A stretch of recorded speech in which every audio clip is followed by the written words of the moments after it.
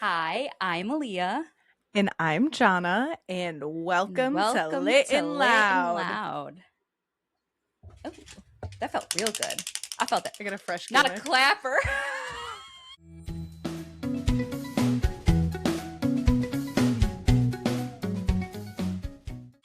I love when you pull a gag on me. You have just like a bag, like a magician. You're just gonna start pulling stuff out. Gabe pulled this out of something, and he's like, "You have any use for this?" I was like, "Give it to me right now." I do. I could not Oh my have more of gosh. a use for that. Surprise. It's for the pod. Oh, incredible. How you doing, How you Diva? doing, Diva? Oh, gotcha. Gotcha. I do have to say, ma'am, your highlight is really doing something for me right now. I'm in full drag.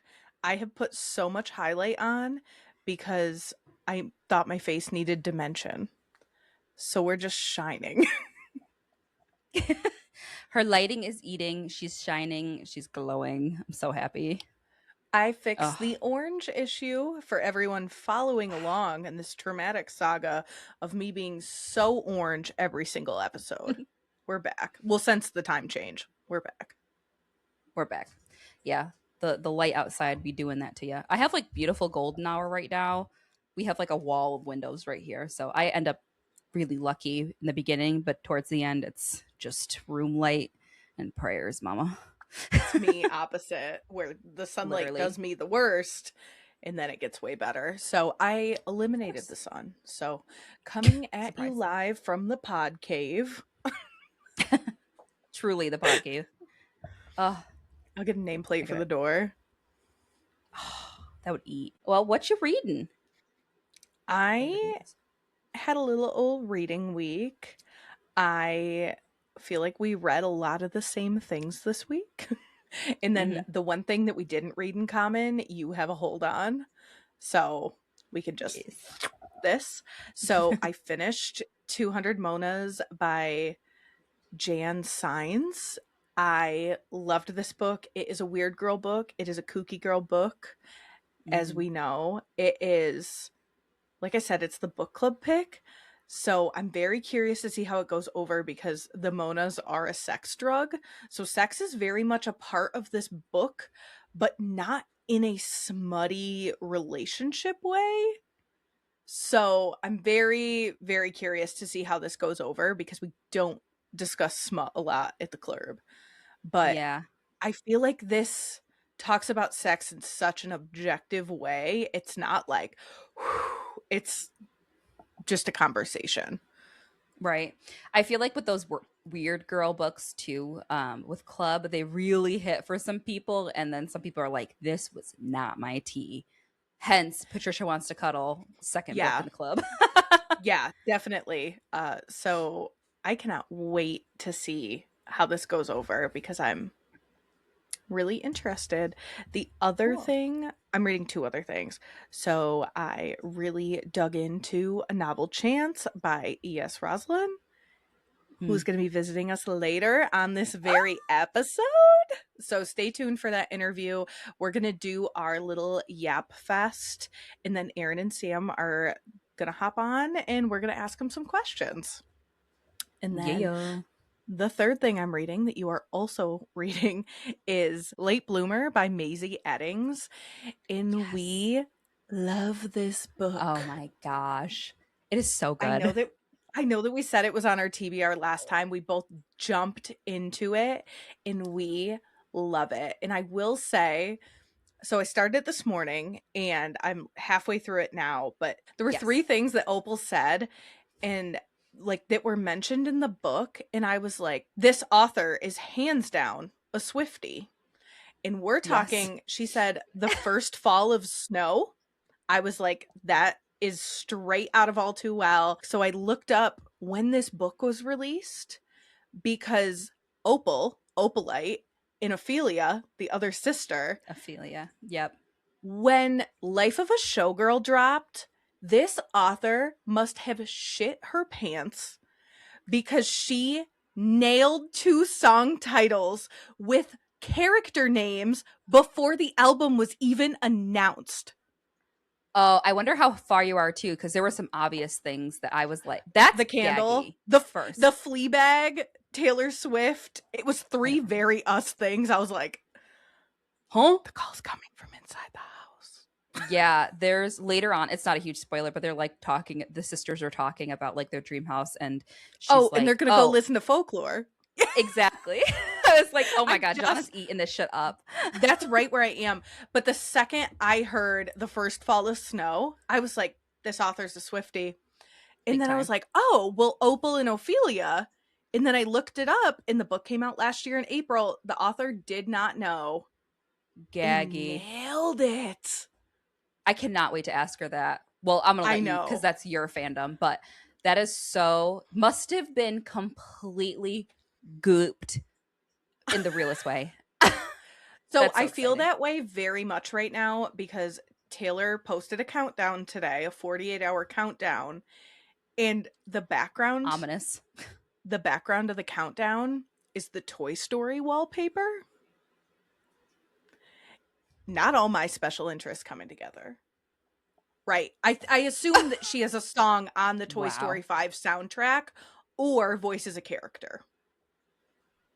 Like I feel like it's kind of a softball, but my special Yeah. interests coming together in that way, my world, baby. Perfect. So I'll piggyback off of Late Bloomer because we just talked about it. I deeply love the writing in this book. It actually feels so thought out in a way that, like, when you consume so much romance, everything, you're like, I can see the patterns. Like, nothing's really special. Like, this is Grumpy Sunshine. But this is written with so much intention that I can tell that Mazey put her whole ass into it. And it is, I love the characters. They're very fleshed out, you know, the tortured pasts, the everything, family dynamics. And then you have this layer of like neurodivergency on top of it too. I'm not finished with Mm-hmm. it. And I'm like, this is 5 stars because the representation in this book goes crazy. Yeah. And when I read that last week about Maisie, how she specifically pulls neurodivergent characters, especially neurodivergent women, Yeah. I was like, how's this going to come Yes. across? Turns out she just absolutely fucking nailed it. Incredible. I'm just so pleased. And then again, I will reiterate the art, like the art on this cover is probably some of my favorite I've seen in a while. It's Mm-hmm. the changing hair colors, and I'm like, which version of Opal is this going to be? Like, it's just so cute, and Yeah. I just love it all. I'm very deeply obsessed with Mildly it. offensive that Opal came out with my hair color and then had to put a hat on. Uh, Nightmare, her Nightmare having icy blonde hair. I was like, I've been trying to achieve this my whole life. What do you mean? This is my signature. What do you mean? Yes, so good. Get in there if you love sapphic books too. The smut in it, so Yeah, I good. just got to that first one. I was like, Woo! Woo! do I need to bark? You're allowed 1 bark per month. It renews May Ugh, 1st. about to be May tomorrow.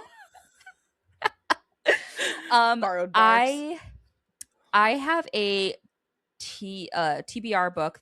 We recorded it last week, but it was Real by Kennedy Ryan, and I have historically loved Kennedy Ryan's romances, but um I just could not get into this. I could not jump into it.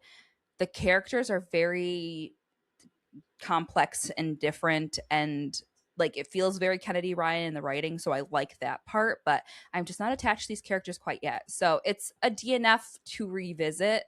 DN Aaliyah uses her DNF section on Fable a lot different than anyone I know because Yeah. DNF means I'm holding it so I can come visit her again.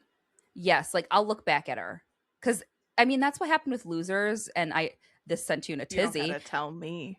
I But was hurt. it really is. If it's DNF, I won't put it on any list. So clock that. I won't go back I for it just at all. move it back to my want to read. Want to I move read. it back Yeah. to my TBR and like remove it from my it gets lost. Yeah. If I want to read something too, I feel like that list I use differently too. Cause like if I want to read something, I'm going immediately to Libby and then I'll add it in there. But like it is not a requirement. I know people go through that want to read and like use it as their guiding light basically, but I cannot. There's just too much in there. It's too chaotic. I can't fix it now. There's hundreds of No, and I books. never scroll back through it. I just get a new recommendation from a random TikTok and put a hold on that book. Oh, me literally, this girl had 7 likes on this fucking video and she was talking about this book and she was so passionate about it. And I was She's like, gonna I'm think you're in. a fan. I'm in. I was like, I'm the 8th like. And I put a hold on it. Ring And you ring. guess what? I have Is it something. good? This is yeah. Oh, I haven't read it yet. It is a cowboy romance. So, What is it? Boots Beneath Her Bed by Taylor Esposito. I have seen this. I think I saw that same reel. This is the cover. Yep. Oh, you Yeah. know where I saw this? On your TBR on Fable. Yeah, mama. This video in particular was like the person checking me out at the bookstore said this, you're gonna love this, it's incredible. And I was like, 2 endorsements, I'm in. Double. Yeah. And lastly, I hold on, I'm preparing myself. I finished Dungeon Crawler Carl in about fucking 48 hours. New achievement, baby. I am so in. I get the hype. The audiobook is where it's at. I'm So sure. good. I told Drew, I said, I'm gonna have to buy all of these. So, they're almost done with like physically reading the ebook. They And do go I'm on sale on Audible. I think Gabe got them all for under $10 each. see, that's what I need. They have the like credit thing where you can get like 8 credits for this much, and it's cheaper per credit. So I was thinking about doing that because I'm obviously going to read the whole thing. But when I tell you this consumed me, I it was my long drive day, so I had like 3 hours to like really lock in on the road and just like be on the back country roads. Oh my god, this is so good. The characters, the writing, the premise, like not my jam. I'm not a gamer girl. Like a lot of this is going Same. over my head, but I had like at first I was like I'm going to let it go over my head, but now I'm like there's layers to this. This is going to get so deep. So lock in and like understand what they're saying. And so I did my little research and After yeah. those first few chapters, I went back to that first chapter when they explain what's happening because I was like, hold on. Hold You have on. left me in chapter 1. So like as Carl's getting these tutorials, I'm also getting them. Like I don't play games. I'm not like a gamer girl at all. So It is my deep dream that for Halloween, Gabe dresses as Carl and I dress as Donut. I told you, I said, we're going to have to dress as some of these characters. It's going to be so fun. And I've Oh, seen a lot of just you cosplays. wait. So yeah. Apparently, friend of the pod Mitchell dressed as Carl for Halloween last year. Oh, He's all in. yeah, they're all in. I also think, do you remember when Mitchell was strewn across the chaise lounge in the hotel room talking about Yes. a book of science? I'll never forget. Don't tease me like that. Don't bring images to my mind. Talking about this science fiction book that he read and got in on all of them and they get really long. I'm pretty Yeah. sure he was talking about Carl. And it I just think he flew was. over our heads because we were drinking glitter Prosecco. We were in Just girls. We're just the girls. Ozdust ballroom. Okay. Yes. Yeah. I'm so excited for the you. hype is so real. I was like, I have to wait till I get paid before I like buy all these credits. So I did get paid today. So I'm in. Prepare to be sick of me. Pure fun. It is fun to read. Stupid. And that's the thing. It doesn't take itself too seriously. But of course, I like one thing. I like one thing, and the algorithm's like, you thought you started the series and it was about a guy traversing through this game like hell with his cat, and it's actually deeper than like I know it's about to be so much more than it is, but I'm already in this part, so give it to me, Matt. Yeah, it really ramps up in book 2 with Carl, and I love that he is ever knowing how fucked up this is, and he does not lose sight of that, and that feels really important. You will not break me. Yeah, I love that he has this mantra from the beginning, and like you can tell he's the perfect guy for this. Grippers. Little pedicure kit. doing his little toes. Yeah, I think his outlook on the dungeons and like how he fucks with that prince who has that fucked up glorp glorp game show. What's his name? Maestro. He fucks with him, and it you can tell that he is a strategy based person, and so like this is obviously going to come in handy later on, but I'm so in. The other note I have about this is the narrator. Oh, Yeah. I will say do not follow the narrator on anything because he posts spoilers. oh Just gag. as a Okay. heads up. Same with the publisher. They post like you've Jeff read Hayes. everything, and there is content coming out that you will not be ready for. That I will Yeah, not so be ready for. that's what's stressful is because the eighth book comes out in a week. I think it was 2 weeks earlier this week. So yeah, because it comes out in a week, it's really hard because everything is super like everything's on the forefront, so people are talking about it, and so I'm just like la la la la la and just trying to plow through them. That's my I goal. know. Yeah. But the narrator, yes, Jeff Hayes. He's obviously a Jeff professional at Hayes. this. He apparently has done a ton of books, but the way that he yells turns my ass. When he's like, "God damn it, donut!" It makes I lose it. It's like that like animation yell, and like it's so Yes. vivid. And him doing all these voices too for all these characters that are so distinct. Princess Donut is obviously so stupid. Like this voice is so stupid, but it's done so well and it fits her perfectly. And like it reminds me of Meadow. I'm like Princess Donut is Meadow. Um, but yeah, Everyone I'm has just a like, Princess Donut. I mean, yes, exactly. Yeah, I am really into this and I cannot wait to go on this journey. It is not usually my tea, so this is very different for me, and I feel like I'm so I'm going to excited. finish this and be in a slump. Like I was shaking. I told Drew I finished it when we were like finishing work, and I looked at him and I said, "I got to get this second book. I don't know how I'm going to do it. I got to get it now. I got to get it now." And Drew's like, "Well, just wait. You can get it tomorrow." And I was like, "No, I need it now. Need it." Like shaking in my boots. I was like, it's a cliffhanger. It wasn't really a cliffhanger. They're just moving to the next level. But I'm like, it's a cliffhanger. Like freaking It's a out. stare hanger. Literally. Yeah, definitely check the price on Audible because I know Gabe found them on sale. So maybe just grab one for now and see if you Yeah. can find them more on sale. I would imagine they'd run a sale too right now because this book is coming out and people are going to want to read it. Right. Oh, Let me what you watching? in. Ooh. I will save Margo for last. I'm only watching two things right now. Are you watching Euphoria? No, it's not uploaded on the. I was I just can't gonna believe you say started it. you're the one that was like, you have to watch this. I probably wouldn't have. I am as frustrated with the show as I knew I would be. Mm-hmm. It's booty hole. Nate is literally a different person. Like who he is to his core is someone else, and it makes no sense. I've heard this critique. And you know, in the spirit of Euphoria, nothing is euphoric. Everything is going wrong.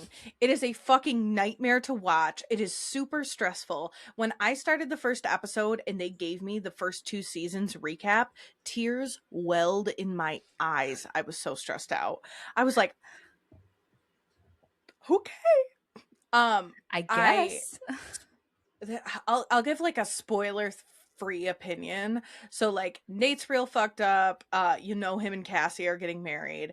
Mm-hmm. Sydney Sweeney is like deeply unlikable in a way that is now completely overflown into anything Cassie does. So that's really frustrating. And she's already unlikable. Cassie is just like the worst fucking character. Yeah. Yeah. And then it's really sad. I'm sure that this was consensual with like how they wrote it, but how they wrote Eric Dane, who plays Nate's dad, is so upsetting. They pretty much just made him a raging alcoholic, and that's why his speech is slurred and he can't really walk. And it's so upsetting. What? He had to have consented to doing this, but it feels so fucked up. It is Now that he's hard dead, to like, watch. uh, You can tell, like, he can't, like, how his face moves, how his mouth moves, how he's delivering lines. He's supposed to just be a late stage alcoholic, and it is so upsetting to know that this man was sick. But I do know that he wanted to see this character through. But yeah. oh my god, it is hard to watch, and Euphoria is already hard to watch. So Mm-hmm. Yeah, I I'm feel having a like bad time. I feel like there's so much background going on with Euphoria too, with like the The actors show's cursed. themselves. The show is already too much. You have so much death. You have so much like you have these people who don't want to even act with each other, and you have I'm just gonna you have fucking Sydney Sweeney, who is objectively like on her fucking down slope here, and you're playing a fundamentally unlikable character, and it just shows through. I've seen clips, of course, because you Hmm. can't escape it, but I've just been like about watching it because I feel like I need to complete it too to be in the know. But I'm stressed for Rue Yeah. too. I'm so stressed for her. I'm stressed for. There's not a character I'm not stressed for besides Maddie, actually. I want to see Maddie on my screen. I want to see Hunter Schafer on my screen, and I want to see Zendaya on my Everything screen. Jules That's the only wears thing. is like the hottest thing you've ever seen in your life. So Same really with buckle Maddie. in for Oh, that. It's I'm good. excited. It's so good. But come for the Bummer. fashion, stay for the trauma. Real. And other than that, I'm watching Margo, and I know you're watching Margo, and you have some pretty incredible notes. So I'm just gonna pass the baton over to you and provide commentary for your beautiful notes. Amazing. I am watching a bunch of stuff, but what I have to report on is first The Testaments. I'll start with that. The Testaments, the spinoff show for The Handmaid's Tale. Again, I'm watching it because I feel like I need to. It's just as uncomfortable. It gives a lot of like backstory. So The Testaments were the prequel to it's I think they were written first, if I'm not mistaken. I don't know. I We'll will see. take no part in this fandom because we live in dystopia already. A hundred I can't percent, be a part girl. of it. And that's was like the last season of The Handmaid's Tale. It was a lot. It was a lot to watch. And now even more so.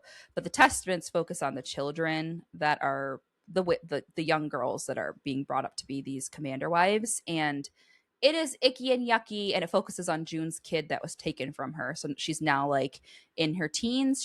And they get their period, and that's kind of what like ushers them into this womanhood, and it fucking sucks. And the premise of it is they send in this girl who is from Canada, and they like take them in. They're called the Pearls, and they are basically like reformed Gilead wives, and they're kind of training them to be this role as well. And the girl that they send in is a spy, basically. And so it's just really tough to watch, I guess. There's like nothing I can really say other than like this shit sucks. It feels way too close to home.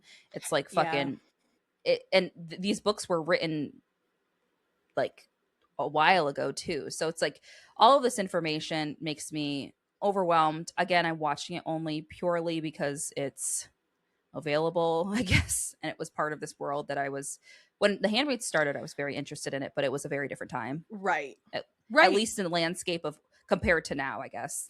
Like it didn't Yeah. feel I'll give you that. yeah, it felt close, but not as close as it does right now. So yeah, not big thoughts No. about it. There's a bunch of theories too because they're taking some from the book but not everything, and like the bookish world is like having feelings about it, so whatever. I haven't read the books, and I probably won't because again, too much already. Not unless there's some magic thing that happens where we write our course will I ever pick these books up. 100%. When these books feel like fiction again, I'll consider it. When Connor Story and Hudson Williams are in this, I'll read them. There's two ways. And then Margo. I have some other stuff I'm Margo! watching, but like, yeah, let's talk about Margo because we've been locked in. Um, guys, it's good. This So last good. episode, I'm like, ugh, but I'm coming at this from the beginning. We're about 4 episodes in. Mm-hmm. I have here Drew clocked that the show was not book accurate. Margo was not wearing jeans when she came home with Bodhi after getting Agreed. discharged. And she pulled into a parking spot and she parked on the street.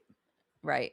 So just that's gonna be the theme here. We know when you do these book to TV adaptations, you're gonna lose some stuff or things are gonna get jumbled. And we found that out with this Vegas episode more so. But just to like highlight some of the real good in here, I think Bodhi, first off, is so fucking cute. But that baby is 9 months old. That is not a newborn baby. That That is a baby's full always grown 9 baby. months old. Always.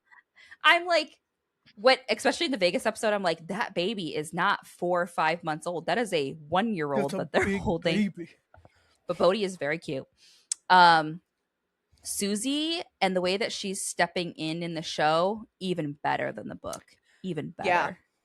And I hate, the thing is, then they change Susie at her core, though. I understand that she's like a cosplayer and whatnot, but like she's super into wrestling as like on the front of this character in the show. And like, I just like hate that a little bit because it kind of like devalues her like whole separate character from the narrative, I guess. She was just like the girl living with her, and then she becomes this like family figure, part of her family. Right, because she gets into wrestling with Margo, and that's right. A big part of it is them planning character and like doing the whole thing. That's right. I totally forgot about that too. But yeah, she has like the cosplaying background still, but what else? Margo's monologue about her nipples when she's talking to her friend from home, I forget her name, who's a fucking bitch. That's probably why I forgot her name. That just proves that Elle Fanning was Becca. Yeah. Woo-hoo! That was good. Hot on it. Yeah, when she's talking to Becca and having this whole part about her nipples, it killed me. I was literally crying laughing. I think Elle Fanning is just eating this role up when she confronts Mark too, and she's like, "You're gonna give me $3,000," and like that whole monologue, incredible. She really ate this character up, and I know she's probably been so deep into Margo at this point, narrating the book and being so involved. I feel like she's part Margo to me. She feels like the perfect Margo. I can't imagine anyone else at this point being Margo. And can I also say that Elle Fanning is so booked and busy right now because she's in the new Hunger Games movie. And she just got cast in The Nightingale by Kristen Hanna that they're going to make into, like, books are keeping Elle Fanning in business right now. And I love that because seeing any press and interview with her about Margo, I'm like, the level there she is so impressive. Like she's literally invested in the plot. 100%. Yeah, I think she's just doing an incredible job. I have here, this was probably a couple episodes in, 2 or 3, but Cheyenne is unfortunately, but fortunately for book accuracy, shitty. Not excluding episode 4. Okay.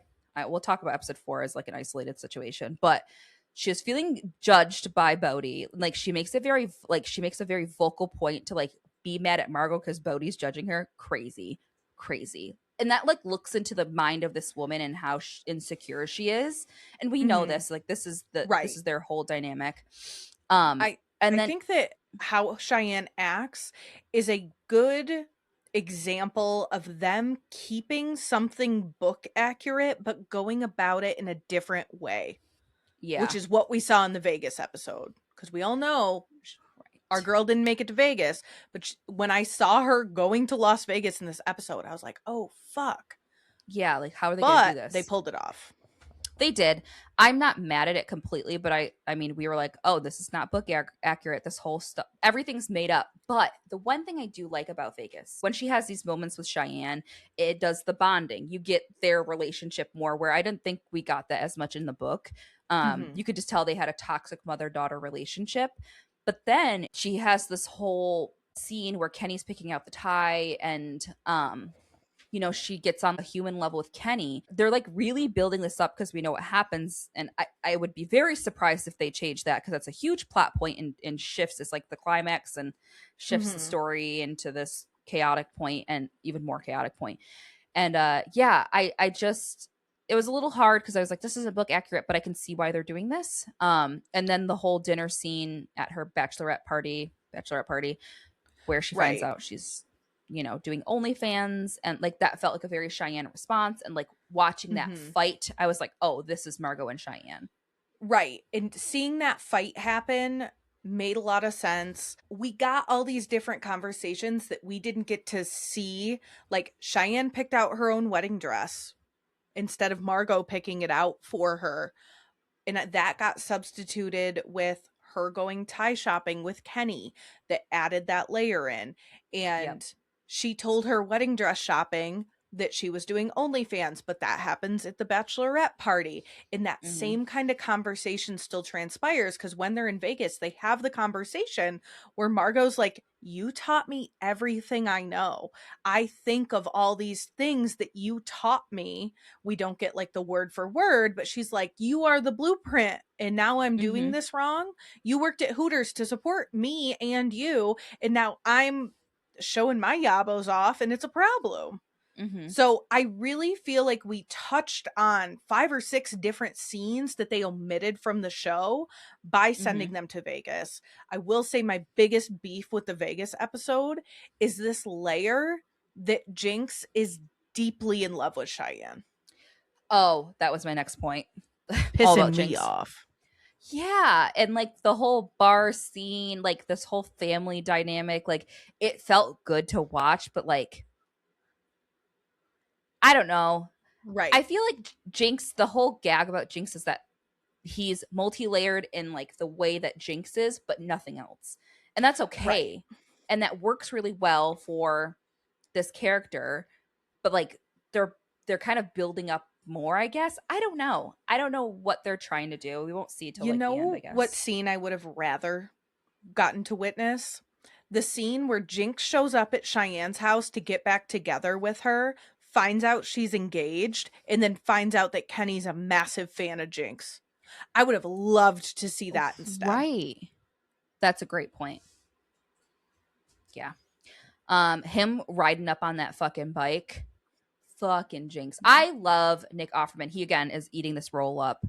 Michelle Love Pfeiffer him. is too. I just like really dislike Cheyenne as a character, so it's hard for me. Like she's doing great. She's doing a Yeah. great job at pissing me off, so she's doing a great job. But Nick Mm-hmm. Offerman is embodying Jinx in such a delicious way. I'm so happy that they casted this so well.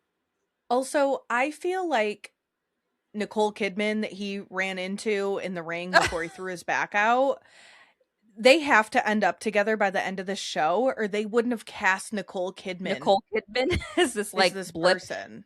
Yeah. You know, I hope Chris That's Jericho a good doesn't point. come back, but I feel like Nicole's gonna come back. That probably I was like John is probably loving this whole scene with the fans too, biblically Oh, accurate wrestling fans. Like it was real good. yeah. Um, I'm wondering where they're gonna take Jinx's drug journey, that's what I'm scared of. He's doing a lot because of they like said introspective. like nothing about it after he threw his back out, right? Right. And I think that's purposeful though, because again, this is like through the lens of Margo.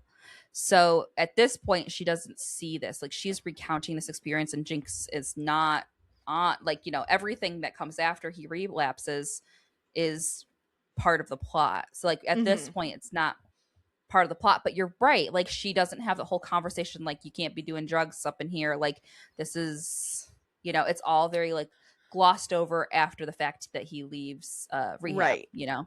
Right. So, So I'm very curious. I'm looking up to see how many episodes are left right now, because okay, there's only 8 episodes and 5 are out. So we have 3 episodes to wrap this shit up.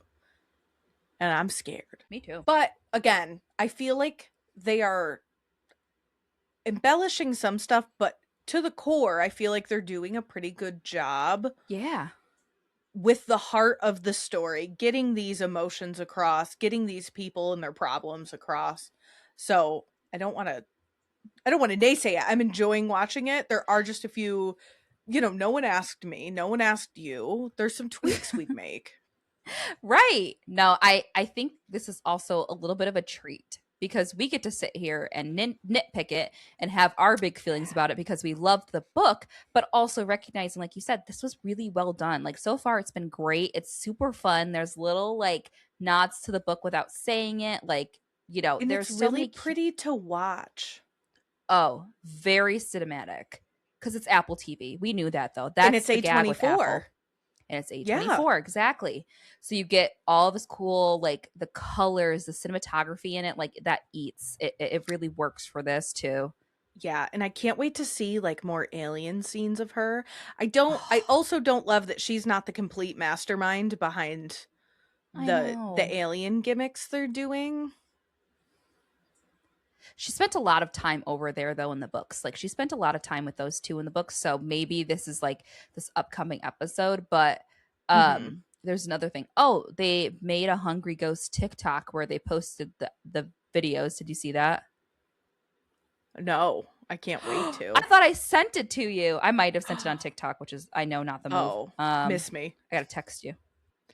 One note about Las Vegas is Jinx takes Bodhi to see Yeah. the animals and the flamingos, and they're staying at the plaza, and those things are incredibly far away from each other.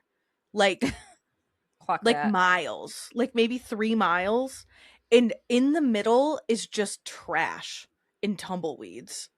So I'm very I was watching this and I was like, I know you didn't just pull up to the Flamingo because the plaza's all the way down on Fremont Street Mm-hmm. and the You'll Flamingo's well over by the Ferris wheel. Ferris wheel. I was like, what's the word? That was me explaining to Drew how overstimulating Fremont Street is. I was like, so there's screens in the sky and people are ziplining through them. And also they're playing the most It's Times awful. Square. It's like pukes. I hate Vegas. It's not for me. But I was like, this is just so you know how overstimulating it is currently in this scene. Did you stay down on that end? Did you stay near Fremont Street? No, we stayed in the Hilton, which was on the like the other end of the strip. It felt like we were miles away from everything. Okay. We were like past the Okay. Ross. Ross is my fucking landmark. We were like past the circus.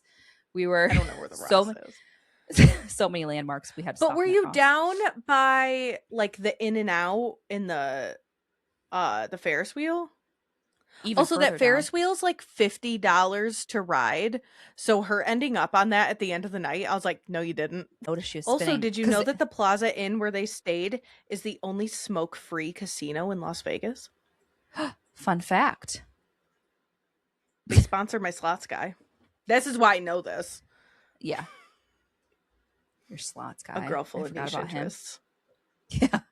Yeah, I think I'm super into this. I'm gonna be sad when it's over too because we're both enjoying it so much. Like Drew and I are like, Margo's up. We're gonna have to. We'll revisit this in the episode. I think that once it's done, we can have a pretty intelligent conversation with our favorites, with our not favorites, we can try. We can try. Why we hard? Yeah, we can put something together. Totally. All right. Obsessions. What are you obsessed with, Mama? I am obsessed with a couple things. One, ya girls got bookmarks printed. Please look at how cute they are. They are shiny, sparkly. They're on pearlescent paper. Check out all our info as I hold it upside down. We love them. If you see us at Book Fair at Bel Air, we'll hand them out. If you go into New Romantics bookstore right now, there might be a couple in there. We're just leaving them about. So if you happen to find one in a bookstore, please tell us, tag us. Went into the Disney bathroom. Yes.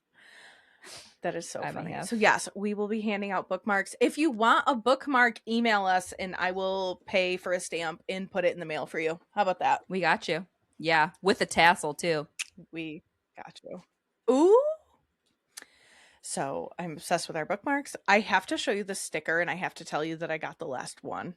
And I'm sorry. So as you know, I went to New York City this weekend. So I dropped into a bookstore and bought trinkets. He's a little too hot.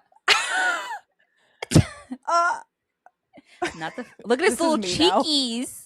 Look at his Oh, he's rosy. So I got a Dr. Robbie sticker from the pit that says coming in hot on it. And I was also looking for a Dr. Abbott one. They did not have one. They just had this lone Robbie waiting for me.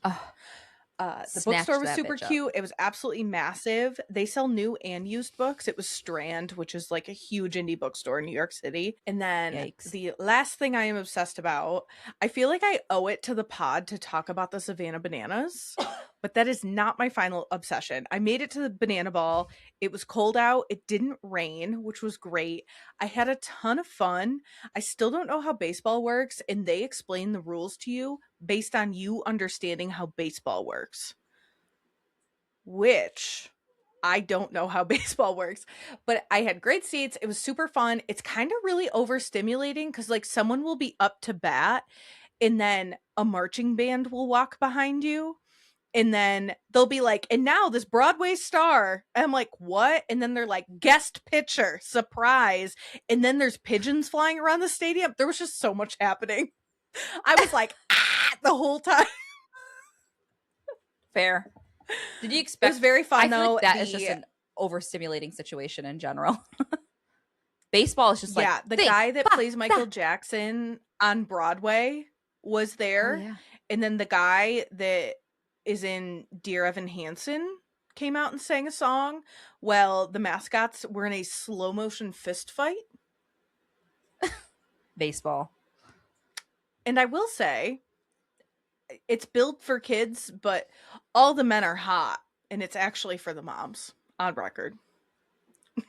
I mentioned that to someone, and then I saw a TikTok today that was like, when you thought you were going to Banana Ball for the kids, and I was like, happened to me, girl. What I would actually like to bring as my obsession is rush Broadway tickets, because we showed up to the box office at the Marquee Theater to see Stranger Things on Broadway because it was pouring rain.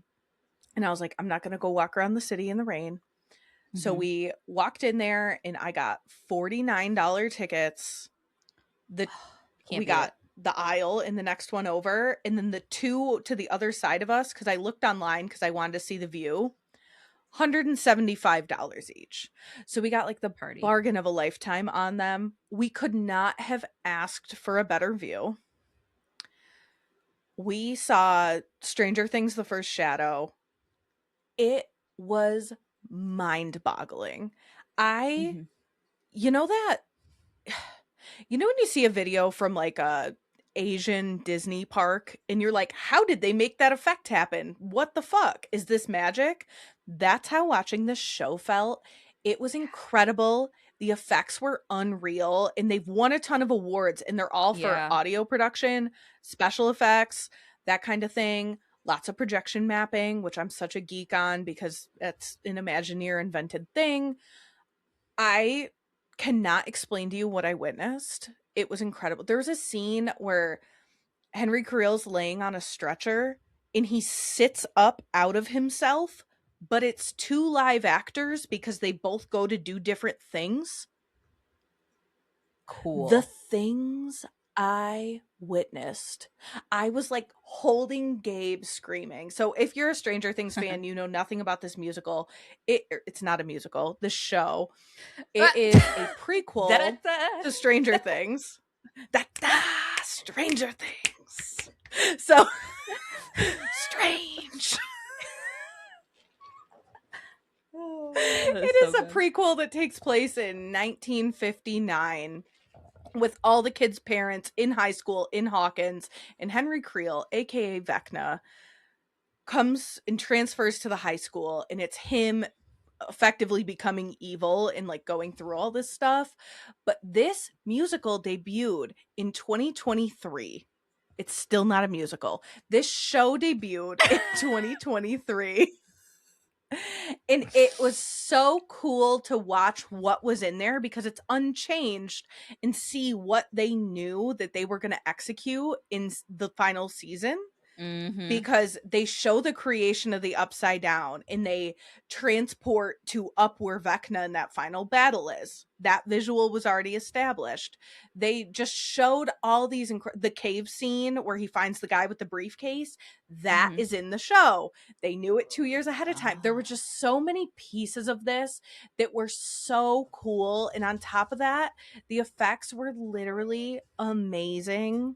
A whole mind flare came out of the stage, and I could have puked. It I've was. heard it's so I'd go see it again incredible. right now.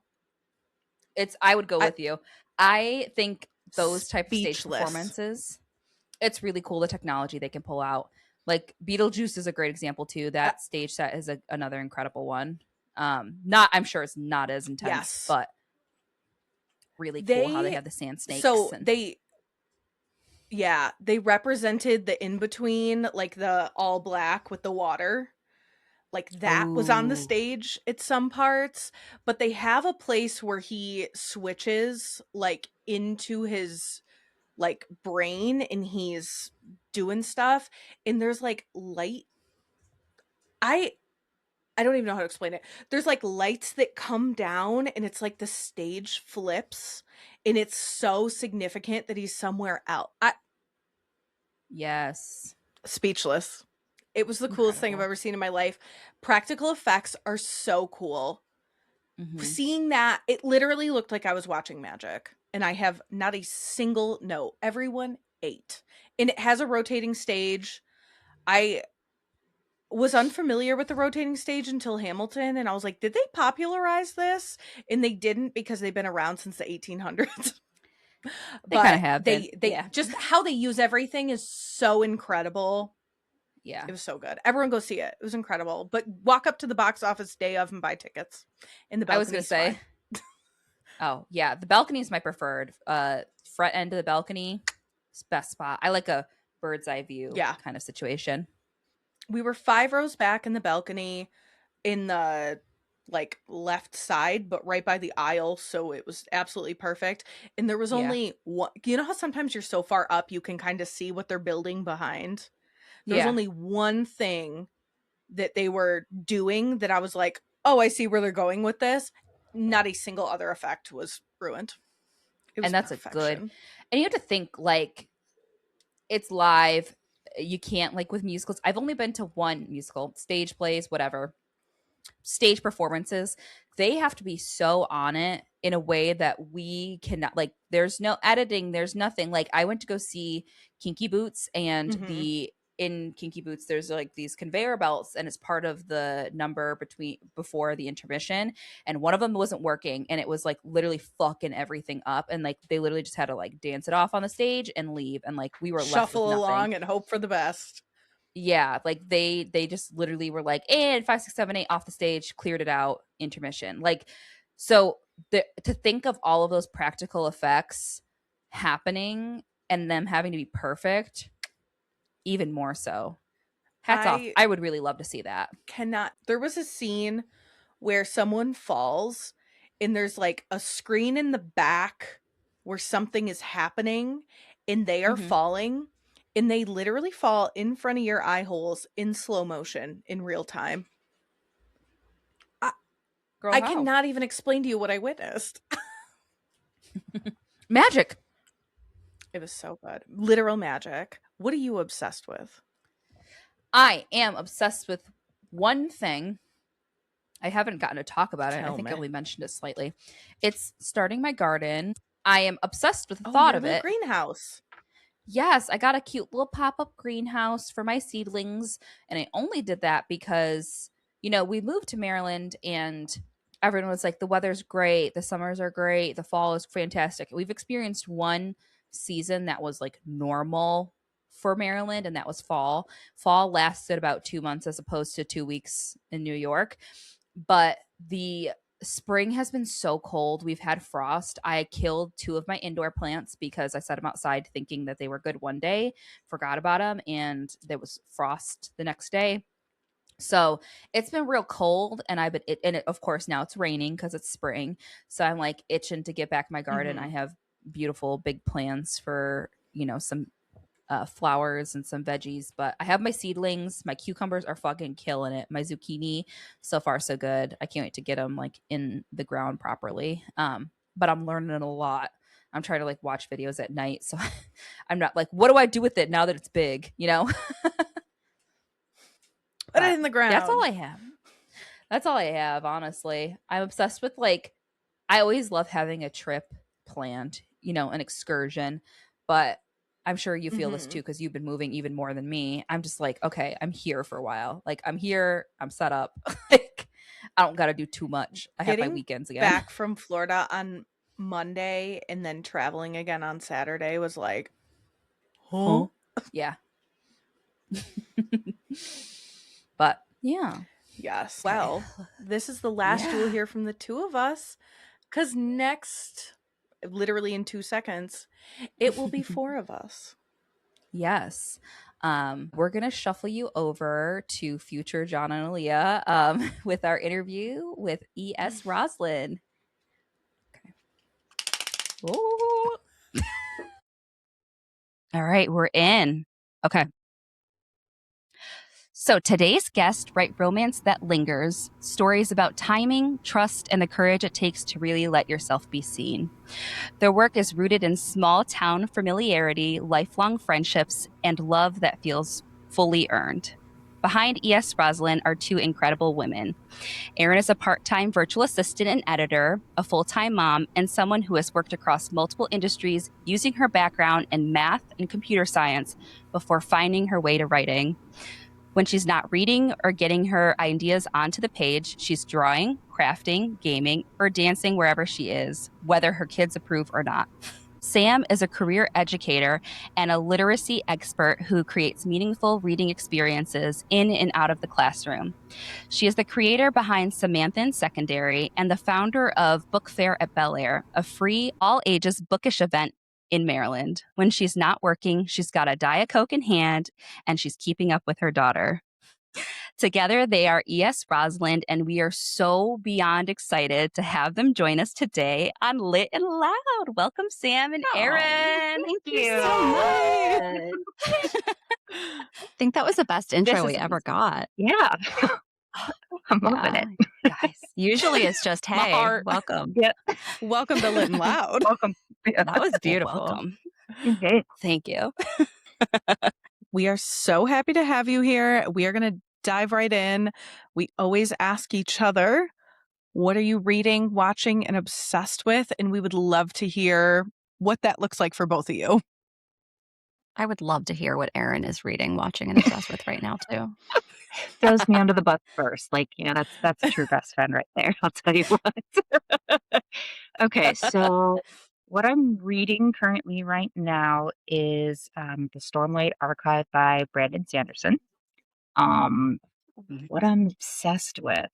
Uh Honestly, I don't know that I have the time to be obsessed with anything right now.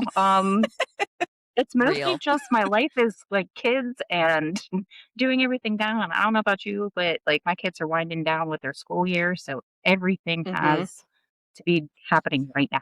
So, um, yeah, I'm not really. I mean, my dog. I really am obsessed with my dog. That's probably That's a good something I one. could mention. And Yeah. my family, oh guys, so whatever. But and what was the other one? She's I'm obsessed sorry. with me. I am What are you obsessed with watching? her. Oh, What am I watching? So I'm watching Ted Lasso right now. So I guess I am obsessed with that. I love that show. I Yeah. did not know what to expect from that show. I was just like, oh, Jason Sudeikis. Okay, yeah, let's give this a whirl. I was Hmm. crying in the second episode, like Yeah. crying. So that's that's where I'm at right now. Ted Lasso is ever present in my household. I think my boyfriend's rewatched it 10 times. It's so good. And he always pulls something else out of it. It is just the most hopeful, feel good show. I It is, and can't get enough of it. it's real too. Like there's like real problems, and you're learning more about the characters and diving into that, and it's just chef's kiss, and I can't wait for the next season. August, I think Yeah. it's on my birthday. Yeah, so That's a happy birthday present to Yes. me. Happy birthday to you. Oh, thank you. Yes. I unfortunately don't watch a whole lot of TV. I I'm a single parent, and to me, TV is like a team sport. So I don't really want to watch certain TV shows with my 6-year-old. So Fair. yeah, we don't do a lot. But I did watch the last season of Love on the Spectrum and adored Oh, every single episode. yeah. Made me cry nonstop the entire time. So that was Mhm. lovely, and I enjoyed that. I am currently I'm really an audiobook human right now. I feel like I just sitting down and reading is just not happening lately. So I did listen to Project Hail Mary, which was amazing and wonderful. And I just started, I really love audio that has sort of unique aspects to it, like, lots of voices. I love full cast and I love, Mhm. noises and sounds and stuff. And so a friend of Yeah. mine just told me to Listen to the Lie by Amy Tintera, and I Mhm. just Yep. started it. I'm only in, I don't know, maybe chapter 4 or 5. I'm really, really early, but so far it's been really fun. It's a podcast base too, so I guess every other Yeah. we're following this podcaster, and it's got a really cool concept so far. So I've been enjoying that. I think we've both read that and liked Mhm. it. Okay. And also, None of This Is True by Lisa Jewell is another podcast based one that is So good. so enhanced by being on audio. Oh, 100%. nice. See, that's what I love, and I try to like write them down. So I'm definitely going to write that down. Went through like I've been in a weird reading slump for the past year, so I feel like I Mhm. almost have to like trick my brain, like, hey, this is going to be different and cool and Fun. fun, so we got to try this. So that's sort of been the name of the game lately for me, is just finding things that will be interesting. And then the other one was Obsessed With, right? Mhm. Yeah. Um, oh goodness, Diet I don't know Coke. if you know. I feel like I was waiting. I don't know how Diet Coke became part of my brand, but Diet Coke became part of my brand, and It does. I'm not kidding. I sincerely have a large McDonald's Diet Ooh. Coke around me, As you um, should. usually at any And given that's a time. real But one. oh yeah, that no, but I'm mad because they recently just raised the price like very significantly, and I mean, it was like 150 and now it's Mhm. 199. That's like Mm. 25%, Ooh. right? No, more than that. Ooh. It's 25%? Whatever. Anyway, Yeah, that's cut hefty. that out, me doing horrible math. We do horrible math all the time. All the time. I gotta Girl math. know, as a fellow Diet Coke girly, what is your Yeah. favorite format of Diet Coke? It's the McDonald's. I just think there's It's a something goodie. special about the McDonald's Something Diet special. Coke. It's extra crispy. It's extra Yes. refreshing. I always joke that they lace it with something because I TV definitely static. crave it. Yeah. I that's a good one. That's better than what usually comes out of my mouth. Um, so yeah, I think something I've read, like the science behind it, is that the straw is slightly bigger so that you get like more of the flavor. Oh. Uh-huh. And it has to do with something about it's transported cold. And that has to Ooh. do with why it tastes so good. That's the But magic. behind that, I will take a can too. What's yours? Same. I'm a big can person, and I love, if I'm feeling fancy, a little lime or lemon, a little citrus in it. When I go out to eat, I'm like, if I'm getting a fountain one, I'm getting it with lemon. But McDonald's is my second favorite. A big, hefty McDonald's, like the extra large size though. Like I don't want the little, I want the big Diet Coke. I'm going there for good gulps. So Yeah. I resonate with you. I feel you. I love it. I think there's just a group of us out there, books and Diet Coke. I don't know what it is, but it's a thing. And It is. yeah, we've been trying to make it happen over here. So I know. I'm I'm gonna rooting for out you. myself as a Dr. Pepper girl. That is my brand. and it is specifically a McDonald's Dr. Pepper, to the point where someone painted this for me for my birthday. That's amazing. Oh my goodness. That's I'm a awesome. little jealous right now of that, actually. I opened this, shout out Kate, and I could have collapsed on the floor. I was like, this might be the best thing I'll ever receive. I love it so much. It like just sits on my desk. I look at it all the time. I'm obsessed with it. That's amazing. Props to I'm a Kate. Diet Pepsi girl. Shout out Kate. So I'm with you. Wife of the pod, we call her. Cut that out. Diet Pepsi. Let's pretend she didn't say it. I just can't Diet Coke. But the only time I will Diet Coke is if it is a McDonald's Diet Coke. That's it. I Something can't. special. It's Yeah, the McDonald's magic. there's definitely something in that McDonald's one. magic. Okay, so let's dive right in. First off, happy authorversary. I saw that today on Instagram. Congratulations. Thank How you. cute. I was like, that is just so darling. How So did you exciting. two start writing? So Sam and I have been best friends since second grade. Well, the summer, I guess, technically the summer before second grade. So we lived across the street from each other growing up. And honestly, writing was like one of the first things we did together, other than, Barbies. But we've been together, like, best friends for more years than we will admit to. But writing has honestly been a process through like the whole thing, going back to olden times where you had to print on perforated paper, So we would write our chapters and like we would run across the street and like show each other. Or when we got a little bit older, it became passing notebooks in class or, in the hallways. And eventually up into college when we started going our different ways, and thankfully technology has progressed and we are able to still write like over Google Docs. It's been a very, very, very long journey through many trials and error. And we just, with our first baby with mixtape, we were like, you know what, let's give it a shot. Let's give it a roll. Let's see where it goes. And it's been a incredibly challenging and rewarding process, to say the least. I can only imagine.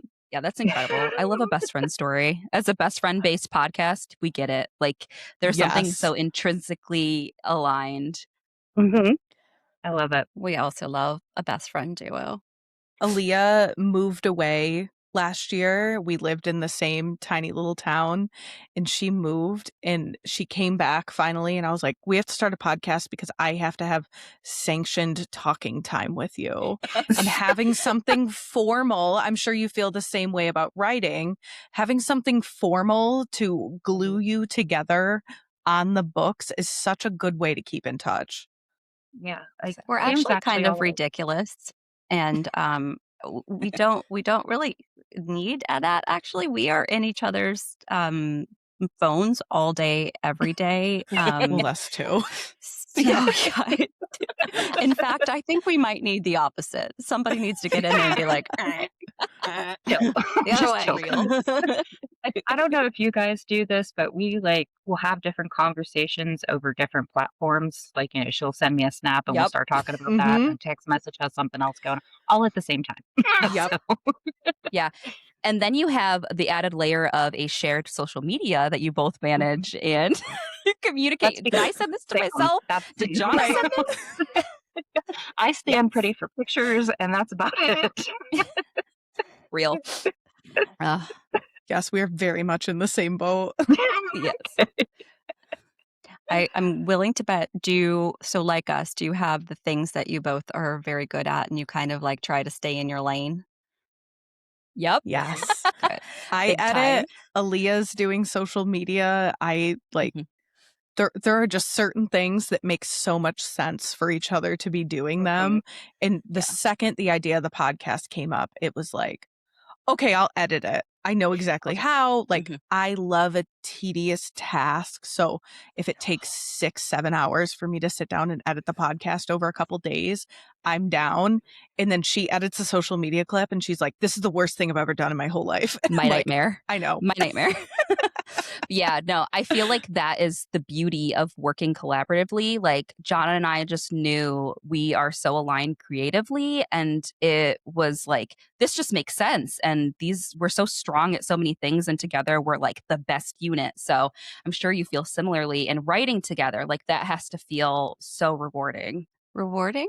For sure. Yeah. No, once you're done and it's out, it is one of the coolest feelings. Getting there sometimes can be, difficult. We definitely have, through the years, had to find our groove and figure out what works for us. We've tried darn near everything. Erin kind of gave you guys the overview. We actually used to blog back and forth, which was how we started writing together Oh, because cool. there really wasn't that sort of collaborate. We actually emailed too at one point back and forth. And that's sort of how we started figuring out how to work collaboratively. And then the beauty is that Google Docs came and just became the easiest way to go back and forth, to be in the same document and to work together. But yeah, we also have our things and it makes us work together really well because I have my things that I really like to do, and she has her things that she really likes to do. So it makes us a stronger pair for sure. Mm-hmm. Love Yeah, that. it always feels good to be able to pick up where, like, I know she hates it. I don't mind it. Yes, I can do that kind of thing. Yeah. It'd make a Yes, we beautiful definitely have thing. those. Yeah. Um, Sam lovingly refers to me as the fluffer, and it's not what you think. Not what you think. We keep telling the story, and then every single time we tell it, and then the next day we text each other and we're like, we really We need a come up. better word for this. We need to come No, up I with a love better it. word for that. Keep it. Don't change it. Maybe, Don't change it. maybe it's a social media contest. Please I think my rename. rename Erin's rename the title. fluff. No, so, I mean, we both will one of us might come up with an idea, right? And then the other one will get excited about it, right? And we'll start passing, ideas back and forth. And where can we take this? What are we doing with it? And then, it becomes an outline that we're passing back and forth and trying to figure out, what the characters can do, what the whole story is about, whatever. And it it ends up working out that, like, once we agree upon the outline, have the idea of what we're doing with it, Sam is like a phenomenal underwriter. Like, she can spit dialogue out like nobody's business. That's like pulling teeth for me. So I am very good at the nitty-gritty, the details portion of it. I fluff. I go in and take what Sam might have written, and I'll like make it longer, fuller, right, fluffier, if you Yeah. will. And then talk about Layered. Sam. Yeah, layered. There we go. Maybe I'm the layer or something. I don't know, but it's really good that we can balance each other that way because like I said, coming up with dialogue, as simple as that might sound, for at least for me, that's like, okay, I don't know what the heck these characters are saying. Like, I know where they want to go, but I can give you like 10 paragraphs of new dialogue and Sam's in there in 2 seconds and she got it, right? So it's really nice in that way that we can balance each other out like that. Yeah, she kind of rounds out the text. So, like she said, I'm a really clean drafter. I am very quick. I just spit out whatever's in my head. Like the characters just talk to me and I just put it on the paper and move forward. But I don't really have like details and layers. It's like not my jam, right? So, she's really good at kind of going back over it and filling it out and making the scene fuller. She, threads the theme through. She'll thread, like, she loves to leave little Easter eggs. So, we already have Yes. tons of Easter eggs rolling in the first book that we are the only ones who know, which is really fun to have little secrets Cute. that what's coming. And the same with Mixtape. We had fun just kind of building the world and building, just the fun little things. When you see something and you're like, oh, that's really clever. That was probably Erin. Cute. That's not all me. Don't. I do have to say there's an incredible pickle pun. Obviously not gonna spoil it, but that Oh, really got yeah. me. Same. That was me. I was gonna say That was that actually me. Yeah, I'm not the funny one. I promise. I do lots of things really well. I am not the funny one. If you cackled at something, it was 90% Erin because I'm just not that funny. But no, Okay. that one was actually me. So that's fun to hear. We love hearing, like, you never know when you write jokes what's going to hit. right? You have Oh, got no me. idea. That But hit. we've been getting like some very similar things over and over. The thing about the wrench we get text messages all the time. It's like, oh, that one. There might be a Kevin Jonas line somewhere that people are just into. I just keep getting like text messages with like letters like, oh my God, That made me you just laugh. don't know, Yeah. you just don't know. Mhm. You put it out there and you're like, we think we're funny. I'm like, we Mhm. think we're hilarious, right? That's all But that when the matters. jokes are That's how landing we with other feel. people, Thank yeah, you. right, right. That's why we do this, because it's so fun for us, and we think we're just like, hilarious, and we have a good time doing it. But it's also really fun when other people start enjoying it too, and just sending you messages or whatever, and being like, oh, this was really funny. Like somebody was reading, kept tagging us in their stories, which was so fun. Like so fun for us to be able to see like what moments you really thought were funny or heartwarming or whatever. It's a really cool experience to see when people think the same things are funny that you do. The pickle pun got read out loud directly to my boyfriend real time. I was reading it. I was actually on a bus to New York City, and like his headphones name is like Dr. Pickle. He has a pickle Yes. gimmick. So this pickle pun happens, and I'm like, listen to this. It was just so it was perfect. It was hilarious. Love it. Nice. Well, thank you. We try very hard. Yes. What does writing look for you both as indie authors, and how do you fit it into your everyday life? It really sounds like you're busy and juggling. So where does writing fit in? I'll let Wolf. Erin start, and then because this kind of we recently tried a new thing where we're trying, because we're two people, so sometimes when we get questions, we talk over each other a lot. So we're trying to like take certain topics, but I think this straddles both of our topics actually. Mhm. So do you want to talk about like our writing? You talk about like how you write in your day to day, and then I'll talk about like more the publishing side. Yep, sure. Yeah. Because that's definitely her jam.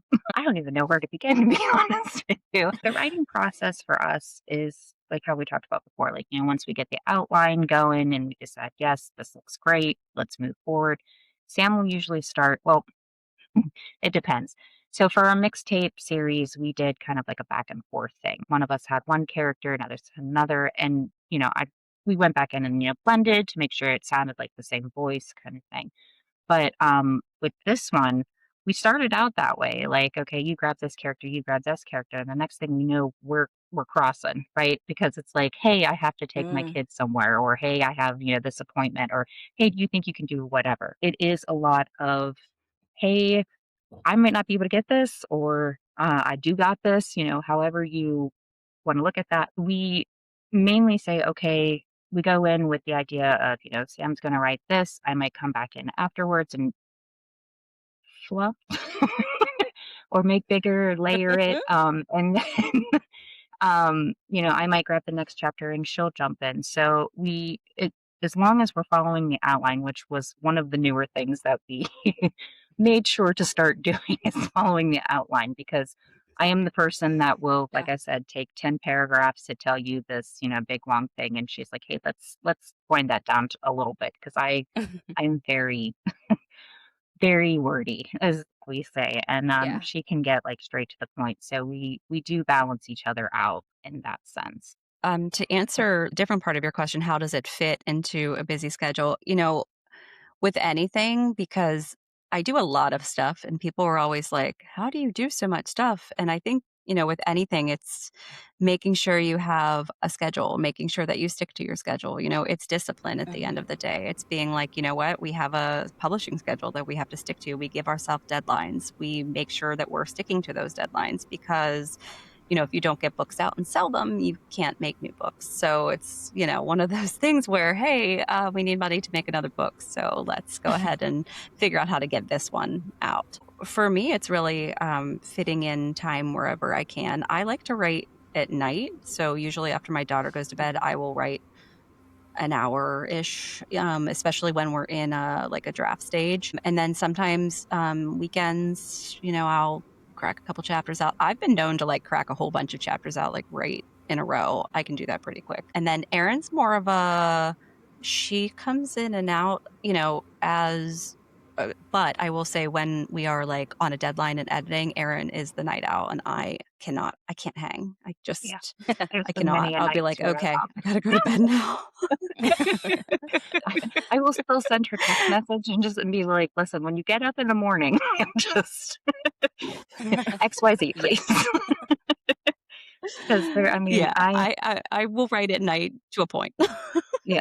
She's like, I'm done now. I'm There's like, a okay, cutoff. got you. This is very us. Yes. When we interview, because we did another interview with 2 people, we always figure one of them is Erin and one of them is me, and it takes us a little bit to figure out which one is which, but it always lands, because I do feel like, you know, when you have a bestie, there is usually like a yin and yang kind of a thing. Yeah, So that's always fun. absolutely. Okay. How did you come up with the idea for A Novel Chance, and why were you drawn to write it? So, A Novel Chance came out of Erin and I sort of doing silly side quests while we were writing Mixtape. Mixtape was, for lack of better words, a beast. It was our first, series. It was our first experience with the whole, publishing, writing, the whole thing, and writing a series, which we've sworn not to do ever again. Because it is really very And we difficult. really just did again. So, So yeah. Well, we're now doing interconnected standalones because writing a series is it's really difficult. Kudos to everybody who can, and especially if you're writing like, in a multiverse, like I don't know how Sarah J. Maas's brain works, but bless, because that's crazy. So A Novel Chance came out of us sort of playing with side stories and showing each other the side stories and talking about them. I had sort of an idea in my head. It's funny how the ideas come out, because sometimes they just bleh. I think we were laying in a hotel room and I just started yakking about the story I had in my head. And Erin started yakking about a story she had in her head, but it was a document with like 150 pages, and it was, she's very Tolkien-esque, if you will. Her story had something to do with, it was something about serendipity. It was called something different to begin with, but like the idea of serendipity was in that story, and it just stuck. And we knew a couple of things. Excuse me. We knew a couple of things going into this series. We knew we wanted to go adult, and we knew we wanted to do small town, because small town is really our jam. It's where we shine. It's our, it's our thing. And so serendipity sort of became the place, sort of became the idea. And we knew we wanted to fit these stories in somehow. And what we've found in writing a series is that both of us kind of like to have like a baby, sort of like, this part of the series is my baby and I get to sort of direct it, right? So we worked those in, whereas one of the books is kind of like her baby, one of them is kind of like my baby. And then we really, I will tell you, process of elimination, but the first one we did together, and we really built the world and we built the characters and we built everything sort of to set the stage for the rest of the stories. Now, do they look anything like we started? No. They look absolutely nothing like what we started with, but in a lot of ways, they become so much better because you're putting, ideas and layers on top of each other's ideas, just to sort of round them out and make them better. That's kind of where serendipity came from, but I will say that we ran with it. We leaned in, like when, serendipity as a town, we leaned into the idea. Yeah. That's super fun. um, a lot of the time, since Sam and I are a couple states away, we try to meet each other as as much as humanly possible. And for the longest time, it was in a little town, right? Little mountain town that drew a lot of inspiration for us. So like we're sitting there, walking down Main Street of this town, and we're going, this would be kind of like a cute little story idea, right? So a lot of our own experience goes in it as well. Yeah. That's fun. I grew up in a small town, and this actually had me when I saw that the population was like around 7,000, I looked up what my small town's population was, and we are 3,300. And I was like, oh, we're Oh. small. Yeah. We're like the little We grew baby up in a town. small too. Yep. Yeah. Yeah. I don't know what ours is. I would also have to look it up, but I'm willing to bet it was around the same. We grew up with like I mean, Little. there was no It one. was, Yeah, we had Mhm. no real businesses, no real, no, so we were like true small town. This is a little bit bigger than that. yeah. Like Little our extra characters in there. yeah, we went to a school that, the bottom floor was elementary, the middle floor was middle school, and the top floor was high school. So everybody was in the same building. It just depended on what floor, obviously what grade you were in, but that would be the floor that you went to. So we know all too well about small towns. We were fortunate enough to get the ARC, which we are just gobbling up. And you did kind of talk about your collaborative process with, I was wondering if you wrote, one of you was James, one of you was Ivy. I've read books like that, and we're kind of learning more about that. So what does it look like to flesh out these main characters and build them out? So for a novel chant specifically, it looks a little bit different. We're a lot more methodical about it now. So we actually flesh out the characters before we get started. We are very hardcore outliners. Like our outline looks like it could be a book because it is so detailed, it is so in depth, and we really have to do that as co-writers because otherwise somebody goes rogue and the story, starts going. You're like, well, would that person really do that? So we try to really flesh out the characters. I mean, it's detailed. It's like, what would the person say? What would the person do in this? What would the person feel? What could you talk about? So we really dive into what that should look like. And for Novel Chin specifically, we knew the tropes we wanted to work with before we got started. So that was a really easy way to flesh out James and Ivy, was because we knew we were going in with Black Cat Golden Retriever and we knew that was going to be our first one. It was the thing we wanted to do. Fleshing that out was easy because we knew what he wanted to be and we knew what she was going to be. Filling all the details in from there is where we really, I think, get to have the most fun. We get to collaborate, we get to come up with ideas, and you're not seeing a back and forth. It's really both of us. And the way we do it is we outline together and we do a very, very detailed outline. And then I'm the drafter and then she's coming over it. And basically, really adding like an additional almost chapter on top of it. Like I call it an underwriter. I don't know if that's a real word. I just call it that. Like same with It's the real fluffer. to Like we have us. our own. Yeah, we have our own lexicon. I don't know. We need t-shirts So that say fluffer and underwriter. I don't want fluffer though. I don't think I do want fluffer on mine. Please. I now know what I'm getting Erin for her birthday. So incredible. Yeah. So that's really what our process looks like now. Is that going to change in the future? Maybe. I don't know. For now, it's kind of what we think is working for us and what we kind of both enjoy still, because we're not full-time authors. We're not widely published or anything like that. Like a lot of this is just for the sheer love of it, making sure that we both are doing things that we love while in the process is really important. Awesome. Do you find that building out these massive outlines help the collaborative process be like almost a little more frictionless because one of you isn't like coming up with this idea and going rogue because you have this perfect outline already of how this character would react? Not always. Real. Not always. That's a real answer right there. That is a real answer. If anything, we're real. Yes.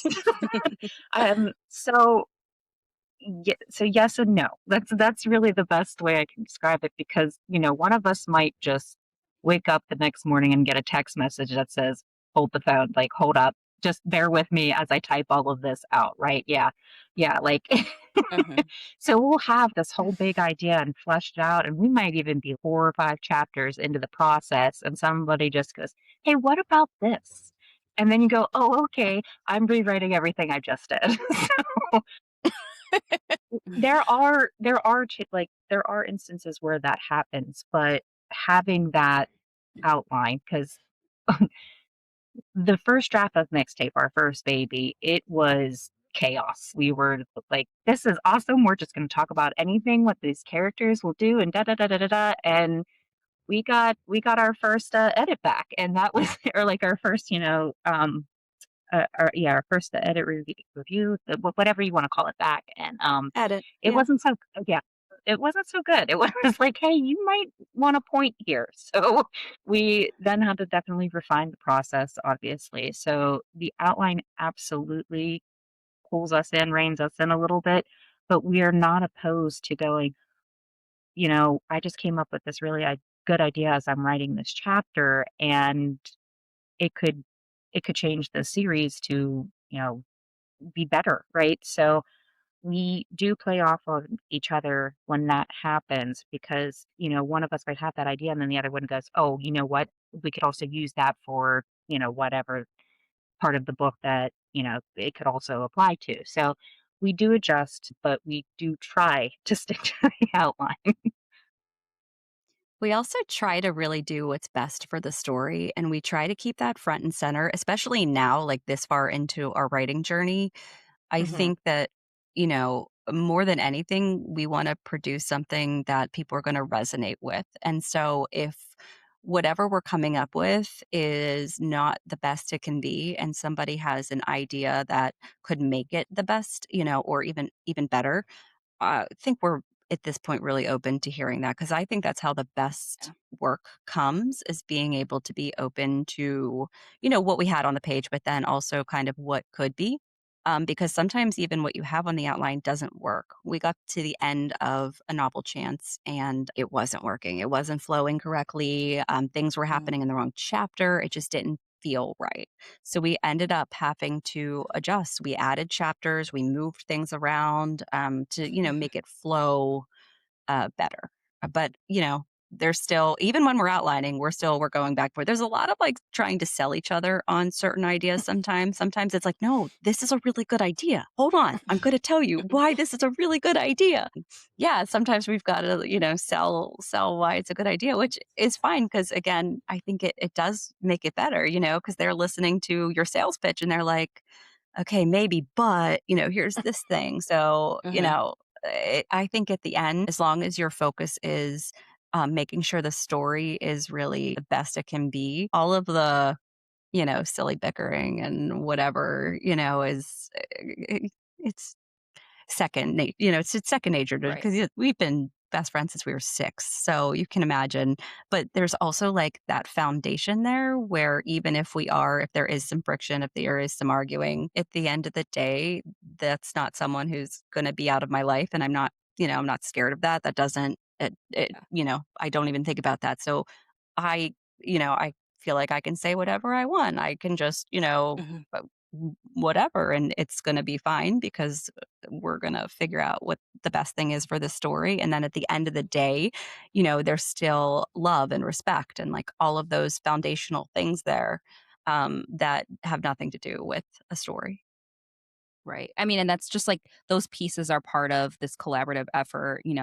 I we haven't interviewed you're our first interview, so like we haven't interviewed like a solo author, but it does sound like keeping the story at the center of it really kind of drives everything. And then, like you said, you have all this history that beyond all the bickering, beyond like, please listen to me, you can really still get something beautiful at the end of it. And I love that. I mean, this is such a unique thing. And I feel like I love this dynamic with the 4 of us sitting here because I'm sitting here like, yes, same, I know right? this. So yeah, I definitely get that. You touched on knowing that you wanted the golden retriever black cat dynamic between your MMC and your MFC. How did you choose the tropes in A Novel Chance? Was there like an influence? Was there something maybe that you read, watched, saw? Is there something deep seated? Like, is there a movie from your childhood you both watched? Like, I want to know because it feels like it's a huge part of romance in general, but like it feels like with the town, it just seems like very inspired. It's us. I mean, we we are very we are very black cat and golden retriever ourselves. We actually one of the book festivals that we went to, the fairs that we went to, AML actually, you were supposed to dress up as your favorite trope for the dance afterwards. And so Sam dressed up I as a love black that. cat and I dressed up as a golden retriever. So That's genius. right. But I mean, it's I don't even know what else to add to it. It's us. It's us. It's one of my favorite tropes. Like, I'm a romance reader through and through and through. Erin reads way more genres than I do. I am a romance girl, like, at heart. And Black Cat Golden Retriever has been every single one of my favorite books that I can think of are Black Cat Golden Retriever. And I think for me, it's, I think you can relate to one side of it, no matter who you are, right? You've got some Black Cat traits, you've got some Golden Retriever traits, and it doesn't matter who you are. You can probably resonate with one side of that coin resonates with you somehow. And I just love the dynamic, and I love the things that you can do with it. And it is our trope. So we wanted to start with it because, as sort of like the inside joke that I'm the black cat and she's the golden retriever. Love that. I was about to ask who's black cat, who's the golden retriever. No, yeah, I love a push and pull. I love enemies to lovers. I love a grumpy sunshine. I love a push and pull. So I picked this up and I was like, oh, this is a book for me. Of course, like that is my favorite. I love a back and forth. So resonated with me heavily. Yes. I mean, who doesn't love some, pining and the other person just like having no idea really, and the banter and the yearning. I mean, it's just mwah, perfect. You We're speak our language. yearners. Yeah, we love yearning. That's my jam. We love some yearning too. I will tell you, if you stick around for the series, we've got some yearning coming.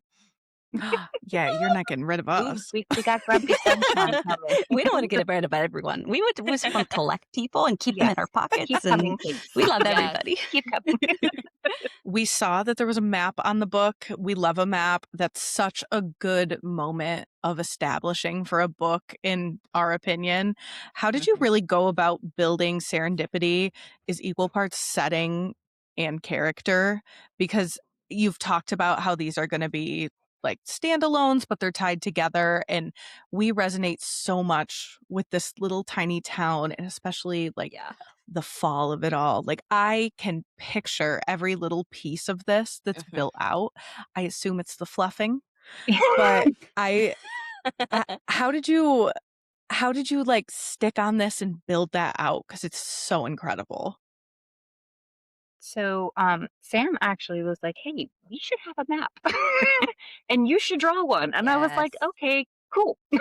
So that became a project. Oh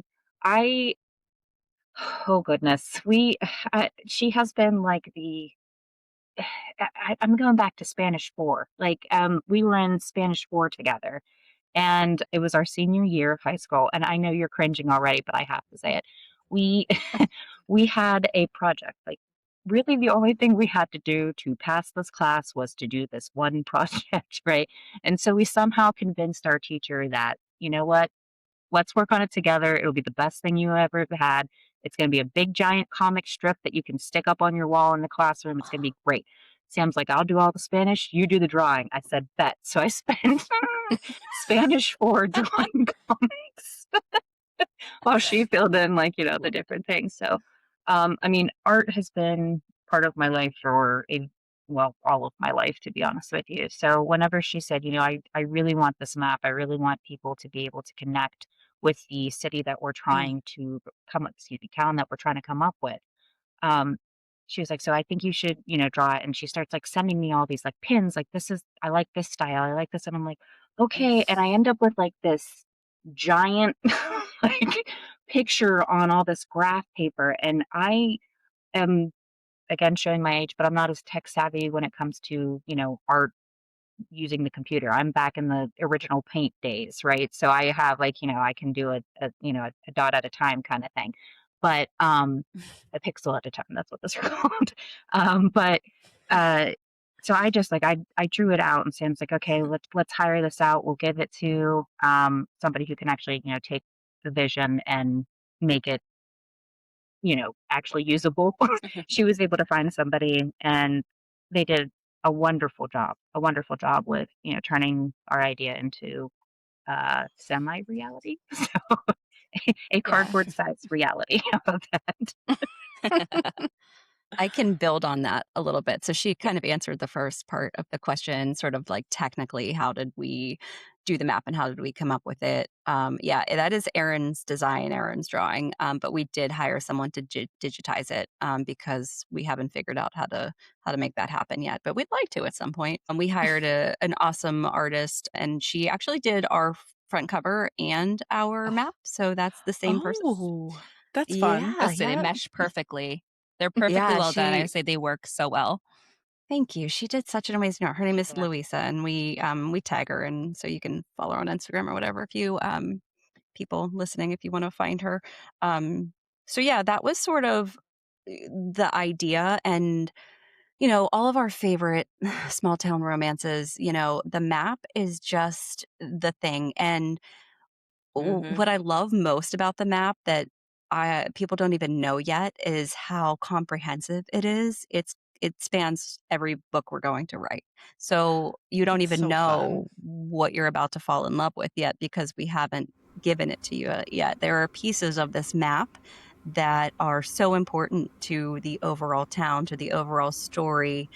And for me, looking at it, it just feels so special that there are these places that we came up with, we dreamed up these, and they really do. So much of the inspiration is from real life. We traveled to this little town so many times, and we would drive around. One year we drove around and looked at Christmas lights and stuff. This town has really been part of the fabric of our writing. So it just felt so natural to kind of create our town based on this. And so some of the side pieces that you'll see, just given little hints, are the actual settings of some of the next books. So it covers all three. We did a lot of fleshing out the setting before we started. We wanted the setting to feel like a character, and that was really important to us, was that in this specific book, it's really like your introduction to serendipity. It's you're coming into it, and we wanted it to feel like you wanted to live there and you wanted to be there. And the other two books aren't going to have as much of that because we feel like we did, so much groundwork in book one that now you're officially a serendipity resident, right? So now we can start pulling you into some of these other stories that we want to tell because now you're a resident and you want to hang out with the saucies and, have a little conversation and all of that and, catch up on the drama. That's kind of how we went about it. It very much feels like that. Diving into this small town, like I said, I'm from a small town, so I absolutely got all of that from it because it felt like I was meeting all these people, and that's so small town that you see someone that you've never met, but that other person that absolutely knows who that is. It just feels so real. Yeah, we knew we wanted to have this sort of town watch council, right? We knew we wanted to have a group of people in some way just sort of know all the goings on, right? Because there's always somebody who knows all of the details, all of the whatever. And, we definitely It's me. went back and forth. Yeah, I love it. We went back and forth with what that looked like, right? It was kind of like, what does this unit or whatever person, someone, who's going to kind of be the, overseer of the drama, or the person who pokes the bear, right? Because that's what you need. And when you got to poke the bear. And we had a couple of ideas floating around for this, but the saucies came in a little bit later because I don't even know, honestly, where it came from, but we knew we wanted a group of old ladies, and they were going to have a dirty book club. I mean, it's a bookstore, so you gotta do something.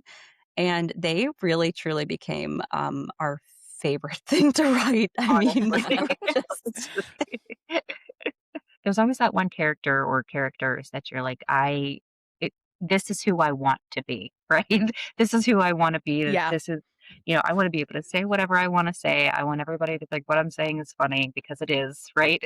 So those ones are always the fun ones to connect with, right? Because you're like, oh, that's who I aspire to be. And Sazia Senior is definitely who I aspire to be. One of the other ideas that we had originally, like the original plot of A Novel Chance was going to center around the PTA, but make them mean girls, right? And that's where we sort of started with the idea. And they became sort of a little less, became sort of a little more subplot than we originally planned for them to be. But we had a really good time coming up with them and just coming up with what can we do with these, because every town has them, right? They're the people who put on a show, who think they're, giving off this air of like, we're perfection, we run the place, we blah, blah, blah, blah, blah. And we're going to see them again. They, they have connection to the town. They have all of the things, but, giving them this kind of like nickname and sort of, everybody sort of, has their own ideas about who they are, what they do. It was a good amount of fun for us. Yeah, it was probably fun to write those silly side characters with so much personality that you were able to like sprinkle them in and not quite like base the book on them and still be able to like keep your core characters. Isn't that the beauty of small town romance? Like so the town has to be a character, right? And the town is not a character without its people. And that's really because, I've had the most fun. So, I had fun. We really, truly had fun writing this story. The story was fun to write. Now, the editing process almost killed us, but the writing of the story was really 3 a.m. editing. yeah, like that's real life for you. But like the marketing of this book has been probably the most fun that I've had, coming up with the concept of the marketing, kind of coming up with how we're going to execute it and how we're going to, I really wanted to sell a feeling. I didn't want to sell like, I'm not, here's not like a bunch of, I don't know, you see some of the like regular romancy, content, but then also a lot of, we're using a lot of the same phrasing. We're using a lot of the same way that we're writing in the captions. Like there's a lot of thought that went into how we wanted it to feel, because it is small town. It is, you're building these people and this feeling, and you want people to come visit. And so the marketing has just been really a joy to come up with. Yeah, love it. What do you want readers to take away from A Novel Chance? So the main theme of A Novel Chance is to take the risk, take the chance, right? We're hoping that the readers can connect with those characters, with whether you find yourself as the older sibling that has to people please, is a people pleaser and has to, feel like the world is on their shoulders. We want you to connect with, even if it's one of our silly side characters, right? We want you to be able to feel the message that we're trying to send out to you. And that's obviously like, things are going to be scary, but the things that you do are worth the risk, right? So, and that's a lot of what it's like for us in general with this writing process. Like we said, hey, let's try it. Let's write a book. Let's see what happens, right? We took the risk. So, that's what A Novel Chance is really about, you know, taking that first step, taking that leap, trying to see what your life could potentially be if you are brave enough to take that risk. I think that you kind of nailed that because the characters are all really relatable. And even with our beloved senior book club, like I would love to be an old woman sitting in a book club with my friends yelling about smut on a weeknight. My dream. Right? Yeah. Yeah, I mean, Eating talk food about and life drinking goals. coffee or tea or whatever and talking smut. Like that's the goal, right? Exactly. Well, and not Yeah. only that, like obviously like talking about the books, right? But also like talking about everyone else, right? Like they were scheming the entire time. Like that is their goal in life, is we're just gonna meddle in everybody's business because we got nothing else to do. And this is bringing us joy. So we're gonna do this right now. And I don't think that much sounds better than that, to be honest. No. No. Yeah. Right? Like life goals. Yeah. Right. Yeah, absolutely. And this is our last question before we get into our reviews and then like our little plug at the end. But we always harp on, as a podcast, authors and how they pour themselves into their books, because although they're these great creative ideas, you're always reflected in your work with art, with writing, with anything. And you talked about Small Town and Black Cat Golden Retriever. Is there anything else from this book that really ring true to your life that you want to divulge to us? Well, there actually is like a lot of the inspiration for the kids came from real life experiences that Sam had. So uh, the banana suit was a real thing, she said. So um, I don't have those fun stories because I know my path, and my path was not teaching. Let's just put it that way. But a lot of writing, like you said, a lot of art, whether it's writing or painting or drawing, whatever, making music, whatever it may be, is a lot of your own experience, a lot of what you're going through, how you're feeling, um, how you can process things. So I think that though it's not always, necessarily, yes, this part happened in my life and I want to write about it. There's a lot of your own personal experience that goes into what we do. So I think specifically with A Novel Chance, you're getting details for sure from our lives in small pieces throughout the entire story.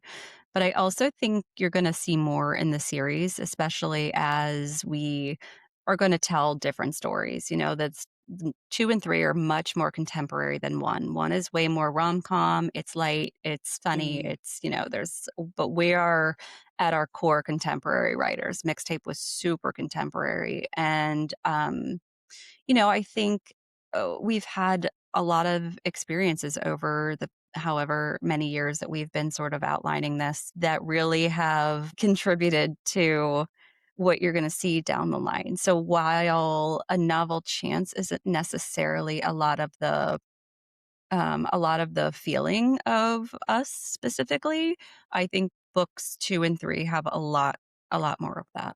I'm so excited. Same. I We love are that too. you're excited. We're not Your leaving excitement makes me serendipity. excited. No. The other Okay. just fun thing that I'm gonna, touch on, I can't get over the marketing, like the just stuff that we've been able to create because of serendipity has really been a business person's dream. I nerd out over this stuff. The characters just lend themselves to, like all kinds of fun stuff, like stickers and, whatever. And um it's been so much fun, like putting these things together and collaborate. I got to collaborate with an artist she did a sticker set for the launch, and that was really cool to see her interpretation of the different characters and what they look like and all of that. And yeah, I can't wait. I think we have so much more in the tank, and we're just getting started. Ah, that's so fun. Yeah, please don't stop. Oh, I We love love this. We just need people to buy them. Like Yeah. that's what we need. Please, We're like, come on, please. indie. I'm sure you guys hear it all the time, but like being indie is just completely different than pretty much anything else. We definitely want to keep doing it, and we'll keep being out and about and doing the hustle and all of that. That's something that we always say about indie books is we feel like we have this opportunity, obviously right here, we have this incredible opportunity to like meet the authors, but with indie books, it really feels like they are being sold by the person behind it, and you get all this additional build out and kind of peek behind the curtain of this person and their passion project. They're replying to comments on Instagram, and it's so easy to build this like beautiful connection with the person that wrote the book, whether you meet them or not, because you can see the human behind it. It doesn't feel like it's coming from a big machine, a big corporation. You're like, oh, my girl wrote this. Yeah. There's so much heart to it. You can tell the passion and the heart with indie books. And I feel like that's why readers resonate heavily with indie authors. It feels real. And that's kind of what we want. We don't want the repurposed, repackaged. We want real stories that have influences from your life, you know, the pickle puns, the bananas, like The pickle. everything. So, yeah, are big over here. I think we're just, you know, being indie, we've been super proud of being indie. And I know, like, when we first started, it looked kind of like it was almost kind of like, oh, you're indie. Like, I once had somebody tell me if the book wasn't good enough for a publisher, then they weren't going to release it because it wasn't good. And I remember, because I was just getting started. Yeah, Yeah, right. that's not the take. This was years ago. Oh my goodness, this was probably 6 or 7 years ago at this point. And I remember hearing that and thinking, but no, but I can do this. Like, we can do this. We have between us the knowledge and the desire to go out and learn how to do it. And the business side of it is like, it's my jam. And if you just watch us over the past couple of years, we've really navigated this system, and it's been really cool. You meet really great people. You learn so much. I mean, indie authors are incredible. Their marketing, I mean, some of my favorite people, some of the best people who, we're in our DMs all the time, have the most brilliant marketing schemes I've ever seen. And so you're not getting that from traditionally published authors right now. They're behind in this aspect. And kind of being ahead of the curve and being able to take risks and do really take the risk, right? And like do really cool things and, do sticker sets with the random artists I want to work with, those kinds of things are just things that you can't do when you're working with a big publishing house. And, every indie author has gone through the back and forth, the decision, am I going to keep querying forever, or am I going to just, put this thing out and hope for the best? And really, no matter which way you go, you just want to share your art with the world at the end of the day, And so I think we are proud indie publishers. We love the process, love everything about it, and love the people because we get to connect with all kinds of really cool people. We've met so many great authors along the way. I've read more indie books in the past year than in my entire life. And I totally agree with you that when you read a book and you see the person, you're now connecting, the writing with the person. And it's really cool because for me, I have so many friends that are authors, people I see very regularly because we all do the same stuff all the time. And you get to help each other and influence each other's process. And, you can text each other and be like, hey, does this sound right? Or, hey, what do you think of this idea? And then when you see it, you're like, oh, I helped with that. That's so cool. That's so fun. Yes. I feel like also, just to add to this, as two silly little girls with a podcast who just made this because they want to talk about books and connect as friends, I feel like the bookish landscape, especially like post-COVID, this boom of having more time to read and getting into reading, like John and I talk about our roots and, we grew up being readers and being lost in books and really losing that because of technology and life. And then now we're in, our early 30s and finding our path back to reading and how rewarding it is. And I feel like, again, with indie authors, you get to be part of something special. You get to be part of the little fan club. It's for you, and you can tell all your friends. And like that's what happens. We started a book club about it. We started, connecting all of these webs, and we're like, read this indie book, and I feel like that is something that is kind of like, it's our club, it's our indie book club. And I do really feel like that has been such a boom in the past couple of years, and we love being a part of it, and like we love being able to connect with authors like this. Like it feels really, really rewarding, and it's not just the reading, it's the whole world behind it, and it's the connections behind it. Absolutely. Yeah, it's authentic. Exactly. Yeah. Okay. So we are now moving into our Read the Read portion of our podcast. If you're a listener, at the end of each episode, we read the read, and we have asked Sam and Erin to bring reviews or a review to share about their own stories. So take it away, ladies. Okay, so we brought two, one that was less than stellar and then one that was like glowing that made us tear up because, it's fun to look at both sides, right? The first one is for our mixtape series. It's for our very first book. And I want to preface before I read this that this is YA. It's young adult. This is shelved as historical fiction, right? It's written about a girl in the early 2000s. So it is historical fiction, right? We're not pretending like we are living in the early 2000s right now or That was anything like just that. like So 5 those are years. like, I wish. I know, 45 years ago. I don't know what you're talking about. Historical fiction. But we definitely have like prefaced it with that. Like this is historical. Okay, so here's the review. It was a 3-star, and it says, an okay book for young adults. Although the music aspect is a bit out of date for young adults. It rambled on quite a bit, and the ending was a bit lame. But maybe the next book will make up for it. Hey, hopeful. Bravo. That's one of the ones that makes you question, like, did this person even read the Did book? you read this? No, I see the funny part of it is too, is like, I think even on the back cover it said that the year is early 2000. Like it's not like we're trying to hide, that we're in the young adult genre or that we are playing old music for it because mixtape we have music to go along with our chapters. It's not like we were trying to hide this fact, right? It's not like we were saying, Right. know what, I think it would be fun to try But to it's trick kind our of like the readers. whole point. Yeah. It's the whole point of the story. Like we wanted people to be able to experience this sort of era of music that, we went through as young people. And we also wanted it to be sort of based around before cell phones were really big. That was kind of a big part of what we wanted to do with the story. And so it's just like those are kind of the most obvious things about the story. Is that The number name one, itself, it's young though, adult. Like, guess what? And the then number name. two, it's Mixtape. historical fiction. Did you read the book? No. No. No. Surprisingly, a lot of reviews, you kind of sit back and you say, "Did you read the book? Did you read it? Did you understand what you read?" These The are blurb before you bought or it. the blurb, right? Did you The have any section idea you what you're getting standing into? in like interested. Like, what are you doing?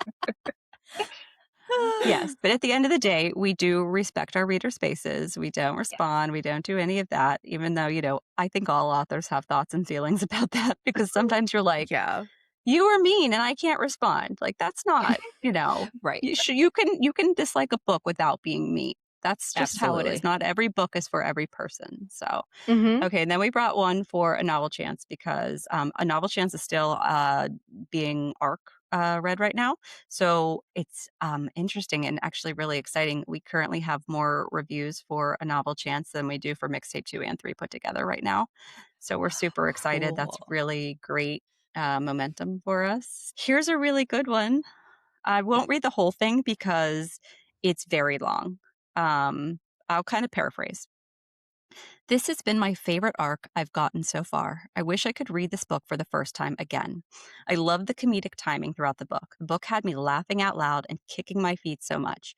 I am normally pretty chill when I'm reading, and I couldn't help but react. Before the first chapter finished, I knew I wanted to move to Serendipity and was immediately upset I couldn't because it wasn't real. Then I proceeded to have a vivid dream that night that I actually did live there, and I didn't want to wake up. The description of the town was so captivating that I couldn't get it out of my head. And that's just the setting, not even the brilliant writing in the book with characters' descriptions, exploring their motivations, desires, and longings. E.S. Rosalynn knows how to write tension and longing so well, I got upset when my cat tried to get my attention in the middle of chapter 17. I connected so much with Ivy's insecurities that it broke me a few times in a way only a well-written book can. Seriously, is there a way to read it again the first time?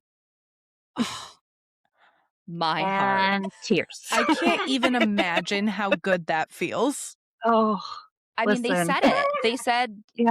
they said everything that you really want. It's stuck with you. You can't stop thinking about it. Dreaming about a book. I've been there too, and that is an incredible feeling. Putting yourself in a story like that, just you guys have bravo. Yeah. Thank you. I'll get the clapper out. Oh, a clapper. Oh my goodness. She has so many gimmicks. That made my I pull week. out love it. gags. That made I'm my here week. for it. That made my whole, I'm still riding the high from that because this is a very difficult industry to live in with your art because you're really putting a lot of vulnerability out there. And so we really do feel it when people write mean things because that's our baby kind of floating around, you know?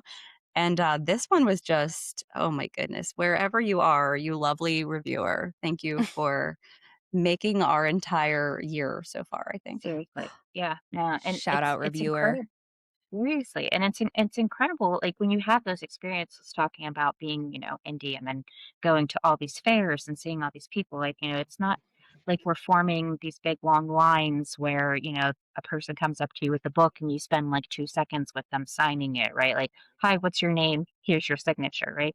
We're really connecting with the people who come, talk to us. So we might have like 5-10 minute conversations, right? Where we're just like getting involved with these people who are trying to actually talk to us. And we're like, wait, you want us? Like me? Like you want to hear me. Okay. Like, let's talk. Right. And so I'll never forget, we were at Sam's book fair. I believe it was last year. And this lovely, lovely, lovely human being came up to me and she just said, "I really like your series. I just wanted you to know. And I'm here to buy book 2 and 3. And it really resonated with me." And I was like, because, it's like, I what? Something I did is affecting you like this much, right? So like whatever I had in front of me, I like handed to her, right? Like we had these character cards and we had all the stickers. I just like kind of like went like this to the table and scooped it all up and was like, "Here," like handed it to her because it was like the most rewarding experience. And it's not even that like I we're at the end we're people, right? We're people that are just trying to do something that we love, right? And for somebody to come up to you and say, "I like this a lot. Please keep doing this." It is the most it's the most rewarding experience, because you don't I mean, you hope for it, right? But you don't expect it, right? And it's not even that you want somebody to fawn over you. It's you want that connection with the person. You want to be able to talk to people and be like to to like share the same experiences and to just be able to connect over, something. And it's a beautiful, beautiful thing. Yes, I love that so much. And it's so funny that you can pull 2 reviews where one of them you're like, "Did this person read this book?" And then the next one you're like, "Is this person inside my brain?" Yes. Right. Yep. Yep. And that just goes to show, like, how we were saying, not every story is going to be for everybody, right? But when we get those comments, when we get those reviews, we're just like, "Oh, okay, we're doing the right thing, right? We're doing what we're supposed to do." So that is the biggest reward in and of itself. It's just knowing that Incredible. your book found its reader, like the thing that you were putting out in the universe landed where it was supposed to land. Because I know we talked a little bit about post-COVID. I think that, books have gotten so incredibly popular again because people are looking for connection, and books provide connection on their own. But then when you add the community on top of it, it's double connection. And it is just, there is such an appetite for it right now. Book events have gotten so popular and people really want spaces to connect with other people who are looking for that as well. And so I think the same thing, with indie authors and I'm, trad authors too, for sure. But especially, with us, we're just out there hanging out and to have somebody even come up and tell us that they read our book. I would have never in my life expected somebody to write a review like that for us, especially like the book isn't even out yet. That really it makes every long night, it makes every long drive, it makes every stressful moment about writing it just completely worth it. Yeah, it's just a I'm text tearing message up. full of crying emojis. That's me. Yeah. Yeah, you Like, should I see will our just text get messages. We're a mess. oh my God, we are a mess. But but I just get like this text message of like 6 crying emojis, and I was like, "Who am I killing?" Right? Like, because that's my best friend, and she's crying right now. Like, and then she'll like screenshot me this thing, and I'm like, "Oh, okay." Oh my Well, now All I'm of it. crying. Sorry, but not sorry. Like, That's what it's there for. So we feel the Right. feels, right? Exactly. well. You want to take us away, Johnna? Yeah. We want to thank you so much for being here. This conversation was really incredible. And we are going to kind of give you the floor if there's anything you want to plug. And please plug the book fair because we cannot wait to meet you both there. Well, thank you so much for having Sure. us, first of all. Yes. First of all, course. definitely thank you for having us. We absolutely love being able to come on and chat. It is one of the coolest experiences of writing and book community and all of that. So yeah, we are ES Rosalynn. You can find us at www.esrosalynwrites.com, and we are at ES Rosalynn on Instagram and Facebook. A Novel Chance is the first book in a series of serendipities, and it comes out on June 2nd. Also, in addition to that, I run a book fair in Bel Air, Maryland, in which case these lovely human beings are on our influencer team, and we are so excited to have them. And yeah, we will be at the APG FCU Arena in Bel Air, Maryland on August 8th from 10 to 2. It is completely free, and we have so many fun things coming, surprises, these lovely humans. I mean, so many cool things. So please come and hang out with us, and we can't wait to meet you. And Erin will be there. So Yeah, and I'll be there. So party time. Amazing. Well, this was such a treat. Thank you thank both you so so much for much. coming on. Ooh. You guys Um, asked such great questions. They were so Yes. thoughtful, and Yeah. Thank they were you. really good. Yeah, Thank you so absolutely. Keep going. much. Keep doing the Keep going. interviews. It'll be great. Oh, Yeah, Thank keep you. doing it. You got it. Okay, and with that, we will see you divas at the library. see you at the Bye. library. Bye. Oh, what am I doing? Jazz Oh, hands. this is just jazz hands energy. Oh, I can't keep myself from doing jazz hands. Same I little love it. twinkle.